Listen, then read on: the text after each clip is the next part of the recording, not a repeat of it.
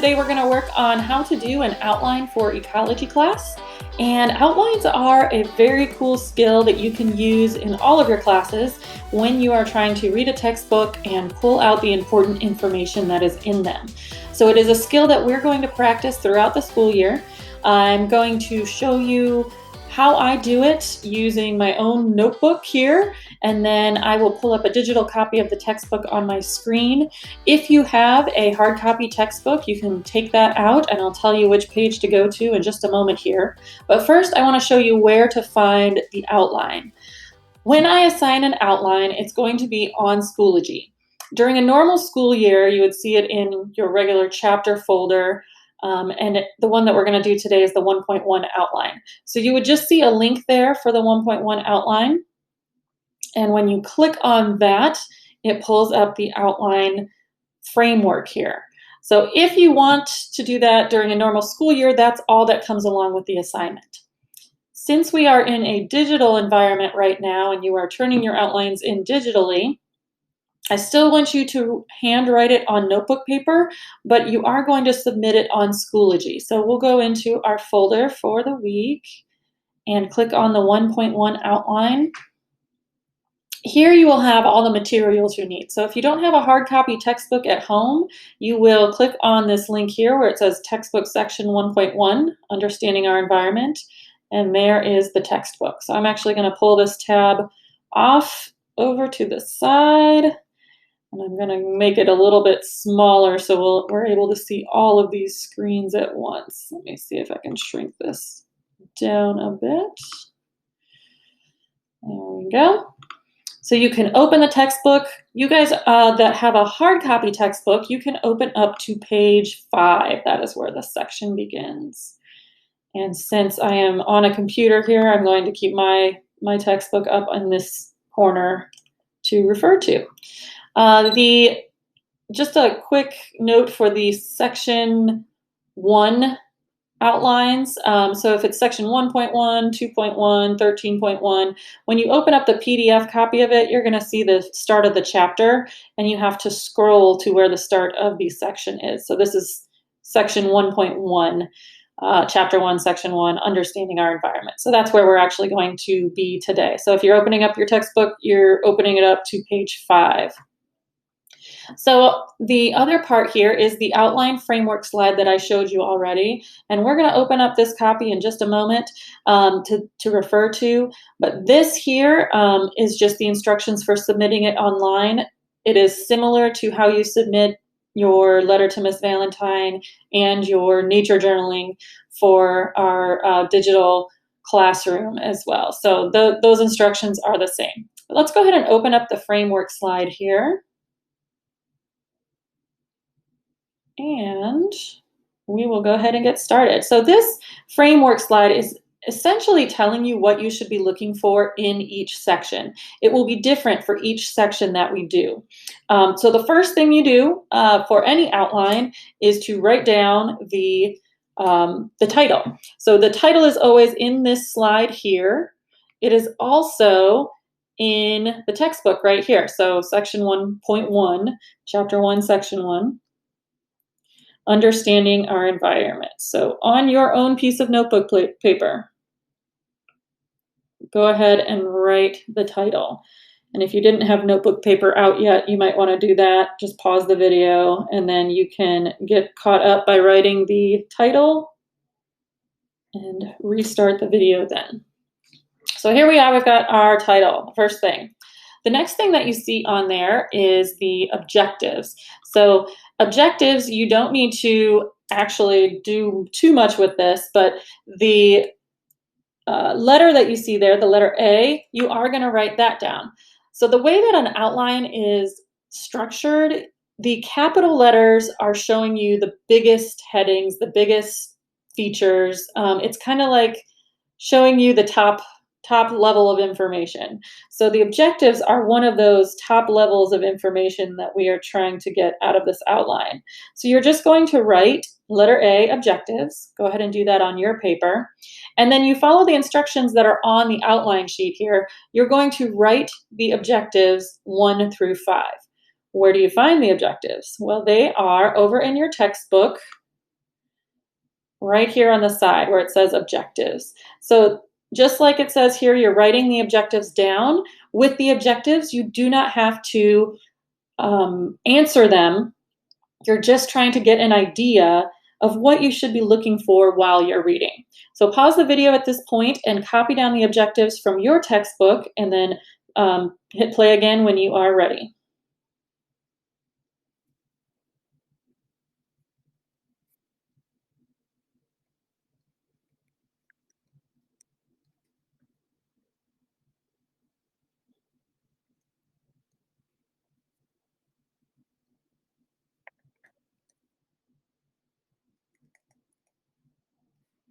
All right, so I have copied all 5 of the objectives that are there on the right in the textbook, and I just want you to take a moment now and recognize, did you actually read what you were writing?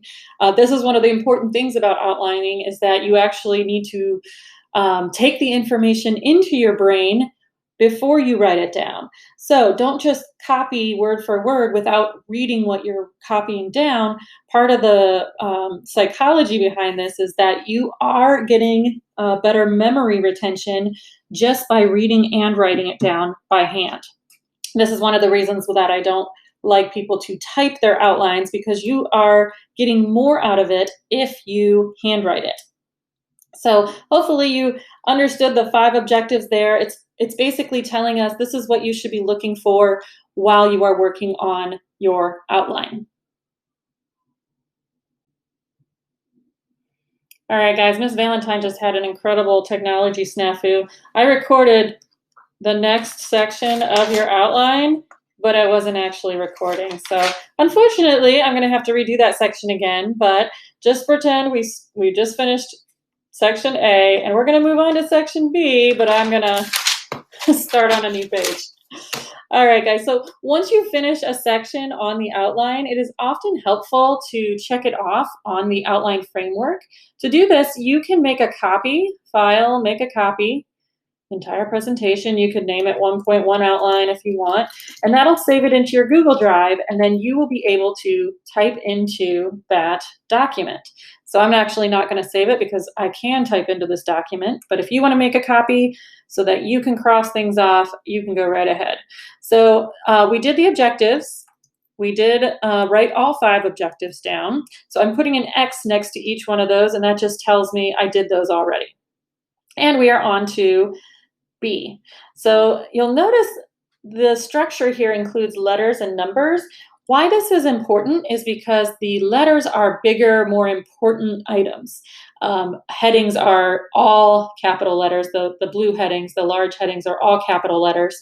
And then anything that is indented underneath there is just saying that this information is talking about this heading, or this information is talking about this heading. And when you get even smaller to the red headings, these small items underneath them, that is referring to that heading above it.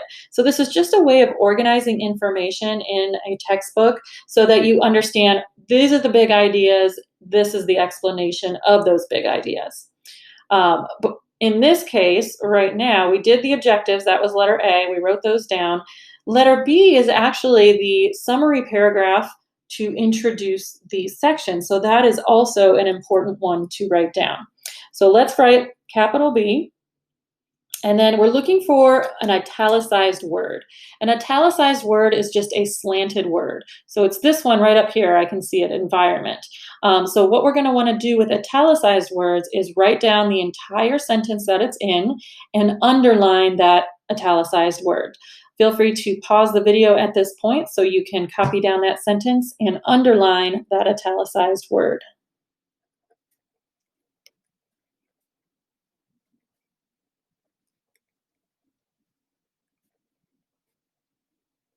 Okay, so there is my italicized word. You'll notice I underlined it because it is the italicized word.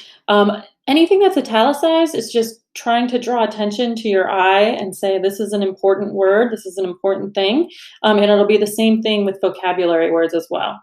So we have our italicized word. I'm going to go over to the outline framework and put an X next to it so I remember that I did that already. Next up, we have a Letter C, so I'm going to write that on my paper, letter C. And letter C is a blue heading. That's what I'm looking for. So when we go back to the text, the blue heading that we come to is what is environmental science. So go ahead and copy down that heading. What is environmental science?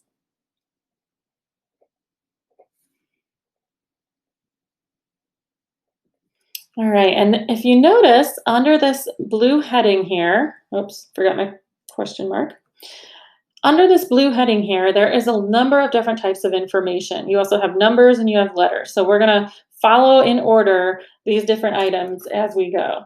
The first one is a vocabulary word. So it has a number 1 in front of it. So I'm going to put that number 1 indented, just like it is on the framework. And you'll know that the vocabulary word needs to be underlined because I show you that on the framework right there. It is underlined.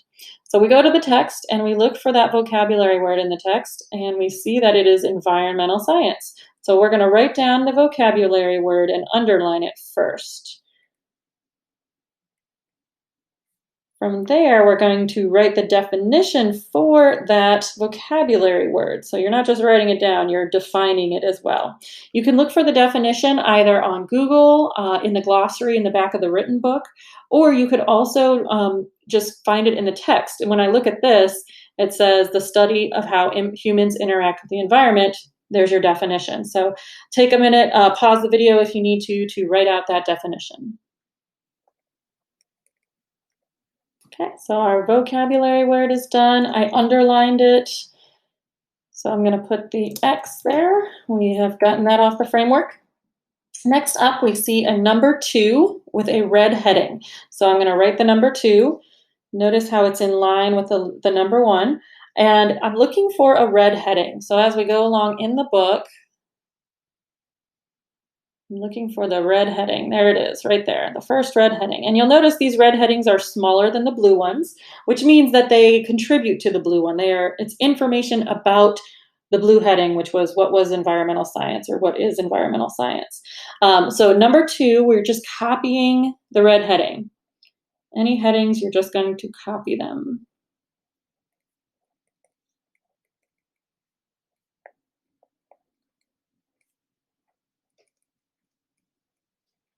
All right, and then for this one, we have something new, a summary sentence. A summary sentence is something that you're going to write when you have no vocabulary words and you have no italicized words. There's still important information in that paragraph. So you'll need to read it and write a summary sentence. A good tip, though, is if you can't figure out what sentence or what you want to write, you can choose to look at the first sentence or the last sentence and see if that itself is a good sentence. Like in this case, I'm going to go ahead and write the first sentence because I think it is a good summary sentence of this line. The summary sentence is a lowercase a underneath on your paper, and then you just write your summary sentence. Once again, it can be an original summary sentence or it can be the first line or the last line of the paragraph. Pause the video to write your summary sentence. Okay, so we have our summary sentence there. I'm going to put my X so I know I've done that. Next up is another red heading. So we'll just scroll down a little bit further in our textbook and we see that it is many fields of study. So we'll write the number 3 like it shows on the framework, and we'll write out that heading, many fields of study.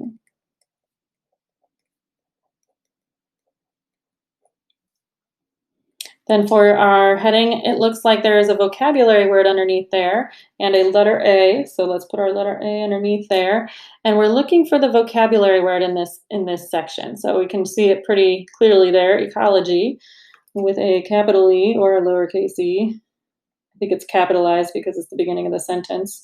So make sure you write the word, underline it, and then write the definition. Pause the video to take a moment to write your definition.